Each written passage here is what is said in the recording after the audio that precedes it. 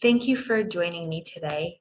I have an important topic to discuss, and especially if you're watching this in current time, which is 2022. And it seems like, as my previous video stated, our amygdalas are definitely getting hijacked by the current headlines and all that's going on in our world. It just seems like we can't catch up. We can't have a breath to just take in, take out, and relax, right? So with all of this that's going on, it's really hard to access the positive for most people. And this can put people in kind of a catch-22, right? Because I've been totally touting all of the evidence on how our mind and our body are interconnected, and that the effects of emotional stress that it has on our psychology and our biology is very deep and very evident. And furthermore, scientific research is showing the power of how our beliefs and our thought processes impact our treatment results. And this is through the placebo effect. So if we're constantly thinking these thoughts that are literally scaring ourselves, what does that mean if we know that the body and mind are connected? So on one hand, it can give us enormous power to reel in and focus and contemplate our positive healing outcomes. And this can influence our mental and bodily symptoms. So that's great. But for other people, it can be terrifying, especially right now, right? When our brains are stuck in an overdrive. And if one is suffering with anxiety, depression, or low self-worth, can seem impossible for them to break free from the negative mind chatter to get relief. Impossible to them, but it is possible. So I just want to reach out and let you know that if you're someone who can't get unstuck from all the doom and gloom, and you tried positive affirmations, you've tried willpower, you've tried hundreds of dollars of supplements or pills or other modalities to find a solutions for your mental woes or your aches and pains, and it's come out short, you're not alone. Because again, we have all of these things coming at us. And I want to reassure you that just because we're having a bad span of time right now or have a bad thought or a moment, it doesn't mean that it's going to manifest instantaneously into a physical or a mental health issue. But I am saying that it's something we need to be aware of, because constant fear and mental stress does put a strain on our nervous system, and it can create a negative cascade of biochemical reactions that will, in the long term, impact our health and impact our brain health. So our overall body and our mind body and our spirit. So that being said, we know that mindset is medicine, that focusing on the positive, there's actually evidence that that does produce many benefits. What do we do right now, right? So I have many of my clients who are struggling with brain health issues. And I found that they have to get to the point where they believe in the truth of these nourishing affirmations before they can recite them, and they can start to make a difference on the outcomes in their health. So this means for my clients, I found that we have to address the biochemical, the psychological, and the physical imbalances in cognitive functioning first, or simultaneously, as we're retraining the brain to go from the worst case scenario to a more realistic or hope-filled conclusion. And this is usually in conjunction with many different modalities, and it's usually working with a skilled therapist in either cognitive behavioral therapy or whatever is appropriate for that person at the time. So in my latest article, which I want to highlight in this video, some of the key points, and I'm also going to post in the video description the link to the article so you can get more of the resources and the references. I just want to talk to you more about this concept and bring it into kind of a series of how the body keeps score of different traumas. And it starts at childhood, and then it can continue on as these recent traumas and different things that occur in our lives can build up, especially if we suppress them. So right now, let's talk a little bit about one of the main examples of how trauma and adverse events can impact the mind. And that's the Adverse Childhood Experience Study. So let me back up a little and just say that as a naturopathic doctor, one of the 6 philosophies is to avoid symptom suppression. And I view this not only on the physical level, but on the emotional level. So when we're running away from our emotions rather than embracing them, which is something that society tends to advocate or just want to paint over and make look pretty, because it's hard work to look at that stuff and to deal with it and to kind of face our internal demons. And most people are actually more afraid of feeling fear than actually the event itself, right? So this process of kind of running away from our feelings is convenient. It could even be praised. But I'm telling you, if we push aside hurts and traumas and just plow forward, it's going to catch up, either physically or mentally or both, because the body does keep score. We'll get to that a little bit later in another video. Let's talk a little bit about these adverse childhood experiences. So this was a long-term study, and it was something I learned more about when I became a certified functional medicine practitioner, when I became really aware of these implications.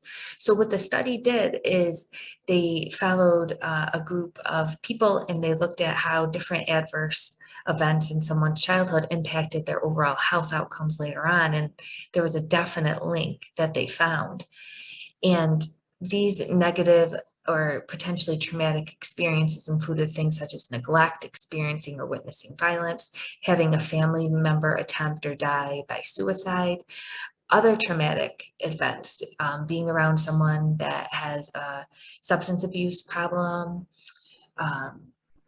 violence, emotional violence. There's all these different aspects to it, and you can actually take an adverse childhood experience test and see what your score is on ACEs, because above a certain number, it actually puts you more at risk for different either health outcomes, health behaviors, or socioeconomic challenges. So for the CDC, what they did is they actually took statistics from ACE and kind of estimated what we would save in predicted costs and predicted percentages of people if we could prevent some of these adverse childhood experiences from happening. And what they found is that we could have a reduction in depressive disorder by 44%. And then we look at some of these other diseases that are big killers right now, right? Like coronary heart disease and stroke by 13 and 15%, chronic obstructive pulmonary disease by 27%, asthma by 24%, and then cancer and diabetes both 6%. It would also potentially mitigate the negative health outcomes of current smoking by 33% and heavy drinking by 24%. And we know those have roller coasters on physical and mental health too, so that would only compound those effects. And then the socioeconomic factors that could be alleviated by preventing some of these childhood traumas would be things such as earning less than a high school education, having health insurance, and the potential to get out of unemployment. So those would all get a little bit better if we could prevent the impact of what childhood adverse events have on the mind and body. Now, previously, I had highlighted in past articles and in past videos how harmful stressors influence the production of the stress hormone cortisol. Now, if cortisol stays at high levels for an extended period of time, it can perpetuate detrimental brain structural changes.